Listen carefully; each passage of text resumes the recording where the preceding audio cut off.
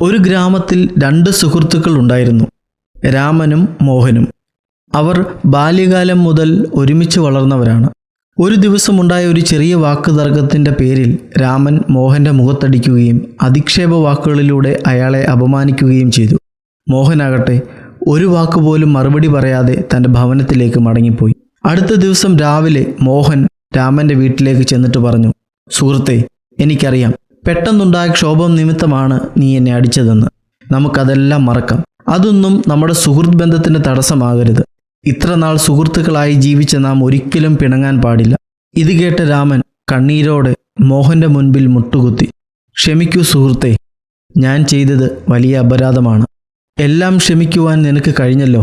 നിന്റെ ആ വലിയ മനസ്സിന് മുൻപിൽ ഞാൻ നമിക്കുന്നു എന്ന് പറഞ്ഞ് ക്ഷമ ചോദിച്ചു. ആ ദിവസത്തിന് ശേഷം അവരുടെ സൗഹൃദം കൂടുതൽ ശക്തമായി. സാധാരണഗതിയിൽ തെറ്റ് ചെയ്തവൻ ക്ഷമ ചോദിച്ചാൽ പോലും ക്ഷമിക്കാത്തവരാണ് നാം ഓരോരുത്തരും. എന്നാൽ തൻ്റെ മുഖത്തടിച്ച രാമൻ്റെ ഭവനത്തിൽ പോയി സൗഹൃദം പുതുക്കുവാൻ തയ്യാറായ മോഹൻ എത്ര മഹത്തായ പാഠമാണ് നമ്മെ പഠിപ്പിക്കുന്നത്. പ്രതികാരത്തേക്കാൾ എത്ര നല്ലതാണ് ക്ഷമ. ക്ഷമ മനുഷ്യൻ്റെ മഹത്തായ ഗുണമാണ്. ക്ഷമിക്കുന്നത് നമ്മെ ചെറിയവരാക്കുകയല്ല, മറിച്ച് വലിയ ഹൃദയമുള്ളവരാക്കുകയാണ്. അഥവാ വലിയ മനസ്സുള്ളവർക്ക് മാത്രമേ ഇങ്ങനെ ക്ഷമിക്കുവാൻ കഴിയൂ.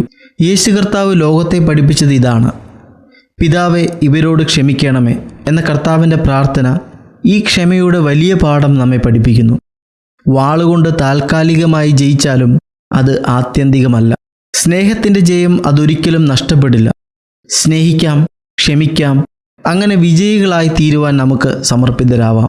വാളെടുക്കുന്നവനൊക്കെയും വാളാൽ നശിച്ചു പോകും എന്ന് യേശുവും നമ്മെ പഠിപ്പിക്കുന്നു.